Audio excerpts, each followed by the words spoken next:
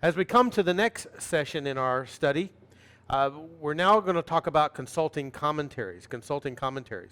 Up until now, you have been taking a passage and working it through an exegetical process. You've diagrammed the passage, you've looked at the historical and cultural background of the passage, you've done textual observations on that passage, and you've done other exegetical assignments on that passage. And the culmination of that was the what, why, how, the primary matters of knowing what your passage is about, of why did the author write the passage, why did he put that passage in the Bible, and how did he go about developing that passage, your what, why, how. We looked at that last time in terms of the primary matters. Now we're going to look at consulting commentaries. We're going to look at this idea of now looking at the works of others, looking at the research and the study of others who have made it their duty and their resolve to study passages from the Bible and actually write down in book form what they have learned. And so commentaries serve that purpose. They are not our sermon. They do not replace our sermon. But they can provide a helpful way to make sure that we're on the right track, that we're not interpreting the passage incorrectly. Now, my suggestion would be, and my hope, is that you would look at commentaries as the last part of your exegetical process. It is that final step in the process after you have done everything else and worked towards primary matters. So once you have your what, your why, and your how, now you're ready to consult some commentaries, look at them, and be able to let yourself know if you're on the right track or not, if you're on the right track of getting the right interpretation. And so let's take a look at this, and I define for you what commentaries are. I start with definition. Commentaries are books that contain comments. These are either observations or interpretations, etc., on a biblical text. Usually the comments are arranged in some kind of order as the text of the Bible. So they're in the same order as you would find the text. So it goes chapter by chapter, verse by verse. But when you think of these commentaries, you have to realize they come in a variety of assortments. There are different varieties of commentaries. Some commentaries are a part of a set. That would be like the New American Commentary, or what we know as the Word Biblical Commentary. They're a part of a set. So you would have one on the book of Matthew, one on the book of Mark, and it would be different authors within that set. While other commentaries are just they're individual volumes on a single book of the Bible, we call them a standalone commentary. It may be a commentary written on the book of Ephesians, but it's not a part of a bigger series. It's just a standalone commentary. And so it's not one volume in a series, it's just by itself. Now there are other kinds of commentaries, and we call these the one-volume commentaries. They're not as detailed, but most of the time they'll cover the whole Bible. And it may be in one big volume. Or it could be separated by multi-volumes, maybe 4 or 5, but it's by one author. And these kind of commentaries are very thick in nature when you look at the books, and they only have one author, but when you look at the comments themselves, they're not as detailed as some of the multi-volume sets or the commentaries that where there's multiple authors, and you have maybe a commentary on Matthew, and it's over 500 pages or 1,000 pages. So you have to realize that these commentaries that you're going to look at come in different forms, in different varieties, but they're all helpful. At least they could be helpful. Not all commentaries, though, and not all commentators are the same, and so you need to be aware of that. Now let's take a look at some of the basic types of commentaries. The first type that you look at, though, when you look at these commentaries, is there's full technical commentaries. These have very detailed and technical discussions. These are some of those, like the Word Biblical Commentary would be an example of this. They're very detailed, and these commentaries usually assume that the reader knows the original biblical languages, which would be Hebrew, Aramaic, and Greek. Hebrew and Aramaic for the Old Testament, Greek for the New Testament. You would have to have some kind of background understanding of those languages to be able to understand what these commentators are saying in the commentaries that they write. These technical commentaries are used mostly by scholars, seminary students, or pastors who have had that special biblical language training. If you don't know Hebrew, Greek, or Aramaic, it will be difficult. It will be kind of difficult for you to be able to follow what they're saying. You could probably still read it, but it may not make much sense to you. Because if you don't have that language training in your background, then it would make these kinds of commentaries difficult. So these commentaries are usually difficult for the non-specialist to read and understand. And many of them offer their own translations into English from the biblical languages. Many of these are written in English. I guess a few may be written in German, but most of them are written in the English language, but they interact with the Greek and Hebrew and Aramaic text. And so if you're not familiar with those languages, it's going to be difficult to read those, but they are available. Now, the one thing about these full technical commentaries, they're usually expensive, mas mahal. They are not cheap. They cost a lot of money. And so you may have difficulty even being able to pay for them if you do not have the resources to be able to get them or acquire them. But that is one type of commentary. Then you go to another kind of category, another kind of type. We call it the semi-technical commentaries. Semi-technical commentaries. These refer to some technical details. They may make reference to Hebrew and Greek, but just on occasion. These are less technical than the previous type. And even when they refer to Hebrew and Greek or Aramaic language, Hebrew and Greek Aramaic words, those sometimes even would be in the footnotes, in the bottom of each page. They wouldn't be in the flow of the text. So a well-educated layperson usually can read these types of commentaries and follow the discussions that are in there. Though some of the discussions may prove to be somewhat difficult to understand or fully be able to follow. And most of the time, these types of commentaries are usually based on some particular English translation. The NIV, New American Standard, maybe the English Standard Version, ESV. So they'll be based off of a certain translation of the New Testament or Old Testament of the Bible. But you have those two types of categories. Now the third type of category, this type is one that you would readily be able to use and find help with. Find that it helps you. Pulpit commentaries, we call these. These are intended to give special help to pastors and teachers in developing sermons. So there is an emphasis here on insights that are useful for preaching. Now those types of commentaries, you got to be careful with these, and we'll discuss about that in just a little while.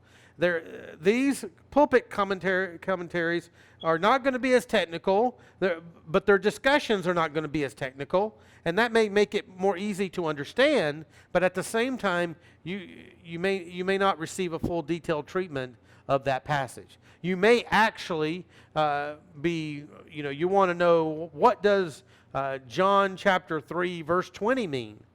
What do they say about John chapter 3 verse 20? And when you look at that, it's not even there. They don't even comment on it. So they may not even treat every passage, every verse in every chapter. So you got to be aware of that. Especially these pulpit commentaries, some are more detailed, some are more lengthy, and some are not. So there's that wide gamut of spectrum of one-volume commentaries to multi-volume commentaries, but they fall under this area of pulpit commentaries. And so you just got to be aware of that. But again, I think this type of commentary, it will be useful to you if you do not have the language background. If you do not know Greek or Hebrew or Aramaic. If you do not have that background, these pulpit commentaries will be very helpful to you. Now, the final category that we're going to look at, the final type of commentary, would be the general commentaries. General commentaries. They're more applicational in nature, and they sometimes have a devotional emphasis. These may not have as much detail. They will. They'll have less detail on a given passage than some of the others that we've already discussed. But they usually highlight the major points, the key issues, and they may give a few different interpretive options for the passage, and that may be there as well. But they can be especially helpful if you don't have much time to study a given passage, but only need a general knowledge of what the passage is talking about. So maybe if, let's say you're studying your passage and your passage in Ephesians, but as you've been studying your passage, it's relating to a few other passages in the Bible, and you want to study those, you want to be kind of aware of those, and know a little bit what those passages are about, but you don't have the time to do a full exegesis on those other passages. Commentaries like this can be helpful. They can kind of give you that broad perspective of what this passage is saying. But again, sometimes it may be, some commentaries in this category may be better than others. And so you want to be aware of that. But these general commentaries, and especially the pulpit commentaries, are going to be the ones that can be very, very helpful to you if you don't have the language background. If you've never learned Greek and for the New Testament, Hebrew and Aramaic for the Old Testament, it will be very difficult for you to really read those technical-based commentaries and focus more on these pulpit and general commentaries. And so those are the 4 different types of commentaries. Now, when we think about commentaries and using commentaries, there's some tips I want to give you in how to properly use them. Here, what usually happens is a pastor who doesn't want to study and doesn't want to go through the process, especially the process or a process like we've been teaching you, an exegetical process. Usually the pastor wants to just find a sermon really quickly and just maybe do just a little bit of study and go preach a sermon.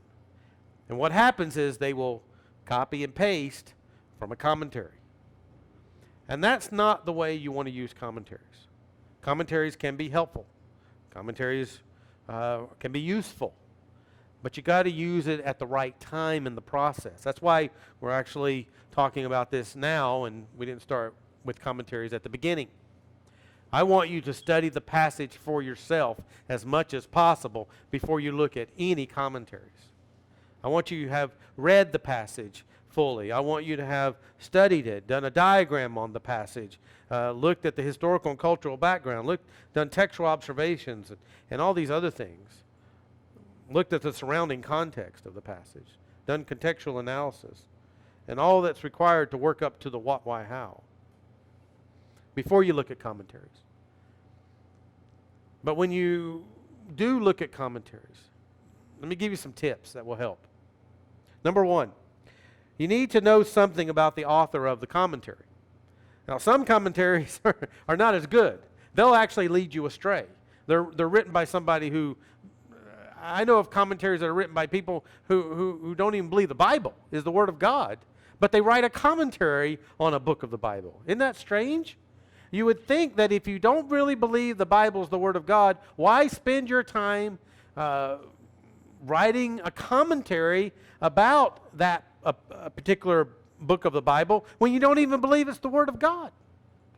I've read commentaries where they will write page after page. They will spend 40 pages telling me that Paul is not the author of the book, when his name appears in chapter 1, verse 1. And they want to spend page after page of material trying to convince me that Paul's not the author, but that it's somebody else who just wants to claim that he's Paul or whatever. To me, why would they even write a commentary? But there are commentators out there who are liberal, who don't even believe the Bible, would not even be born again, strange as that may seem, and they write commentaries on books of the Bible. You need to know something about the author. And the way this works is you can, look at their biographical information and try to see what schools did they go to, where did they receive their education. Sometimes commentaries can be recommended by those you trust. They can recommend commentaries to you that you would find beneficial. Those that could be helpful. So personal recommendations from people you know and people you trust. That's one way to find out about commentaries. Sometimes you just want to ask. You may know someone who just throw it out to them and say to them, hey, is this a good commentary to use? I'm studying the book of Ephesians, and this is a commentary I found. Is this helpful? Would this be a helpful commentary, or should I stay away from it? You just got to know something about the author. And so you got to do your research. Don't just believe that whatever's in a book is good. Not all commentaries are created equal. Not all commentators are equal. Not all commentators are born-again believers. And even those who are born again, they may have a bias. They may have a particular perspective. And their commentary comes from that perspective or is written in light of that presupposition or that predisposition. Even though they may really be a believer, but they may not, they may be not in the same camp as you are. And you may still want to read them to get a perspective, but again, that's why you got to look at commentaries at the end of the process. If you're trying to look at the commentaries to come up with your sermon, to arrive at your sermon, to be that which would tell you everything you need to know about your passage, then that's the wrong way to use a commentary. That's the wrong way at all. You want to use it in the right way. So know something about the author of the commentary. And don't just look at one commentary. Don't just look at one. Try to look at as many as you're able to. Now, you may not have the resources to have 20 commentaries in front of you, or even 10, or even 5. Commentaries usually are not free, and they're not cheap, especially if you are going to get them in book form. So you want to try to look as many as you can that you have access to, but again, you don't want to just believe what everybody says. It's not something you want to fully trust. You want to see it as, okay, this is a tool that can maybe provide some help, some clarification on the way I'm seeing how this text is interpreted. I've gone through the process all the way from the beginning to the what, why, how. And I just need some help just to make sure I'm really on the right track here, and I want to make sure that I know that I'm on the right track. And so commentaries can be that help to you, but don't just try to look at one and that's it. Some will say, the only commentary I look at is John MacArthur or someone else. Don't do that. Look at as many as you are able. It will be more useful to you. Now, another tip that I can provide for you is you want to view the commentary as a tool that helps you in the exegetical process. It's not a resource, and I've kind of mentioned this already. It's not a resource that provides your complete sermon manuscript. In other words, do not copy and paste from a commentary and submit it as your full sermon content document. We're going to talk in the next session about the sermon content document. You don't want to copy and paste from a commentary and make that your full content document, your sermon manuscript. You don't want to do that. Again, the place of the commentary is to help you at the end of the exegetical procedure, before you compose your sermon, before you go down that journey and write up your sermon document and think through how you're going to preach this to your people. The commentary is that last area of focus where you make sure, okay, I just want to make sure I'm on the right track. I want to make sure, can it clarify anything for me? But again, you don't copy paste from them. I met a pastor one time who did that. He literally copied the pages from a commentary and he cut them out with scissors and he had them taped in his manuscript. Many pastors have done that. You don't want to do that. And the final tip is do not trust that everything the author says is biblically accurate. And I've kind of talked about this already, but don't just think that everything you hear or everything you read is biblically accurate. It may not be. Now, in a sense, you want to assume some things. You want to give the benefit of the doubt. You want to hope for the best when it comes to a commentator and what he has written. But again, you still got to make sure that what you're reading from that commentary, it may not all be biblically accurate. It doesn't mean it's all heresy, but you just want to be aware of these things. You want to be discerning. That's the point. There may be some paragraphs that are helpful, and then he begins to talk about this, and you're like, I don't think that's right. I don't think he's going down the right path here. And that's good to discern as you read. You want to have that skill. You want to be able to do this and do this well. So don't just trust everything they say. Read it with discernment. Read it with a critical eye and make sure what you're reading is accurate. And again, at the end of the day, the purpose of that commentary, the reason why you're looking into it is to just bring clarification and any kind of help that you may need to finalize your thoughts before you begin the process of composing your sermon document. You've already done the exegesis. You've already walked through the process. You've already arrived at the what, why, how. But if you still have some lingering concerns or maybe some doubts, some commentaries may be that which can provide you that assurance that you're on the right track. Or maybe it brings out some other aspect to the passage you didn't think about before. But you want to use the commentary as a tool in that respect. You want to see it in that light. Not as a replacement for your sermon manuscript or your sermon document. It's not going to preach your sermon for you. You're the one that has to stand before the people and preach. And it needs to come from you. Don't just copy and paste from somebody else. Don't take a MacArthur sermon and John MacArthur sermon and say, oh, this is what I'm going to preach. Make it come from you. And so that's some tips that I can give you. Now, when you look at the next section, I'm going to have a separate video down below, a tutorial video that kind of walks you through some of these websites and how they can be useful to you. But when you look at these are websites that will give you access to materials that are online and free. And these are like commentaries. Commentaries are expensive. And even if you buy them from Kindle or some other web-based thing, web-based entity, they still cost money. And these are some sites that are free. And they provide some help, some good help that are free.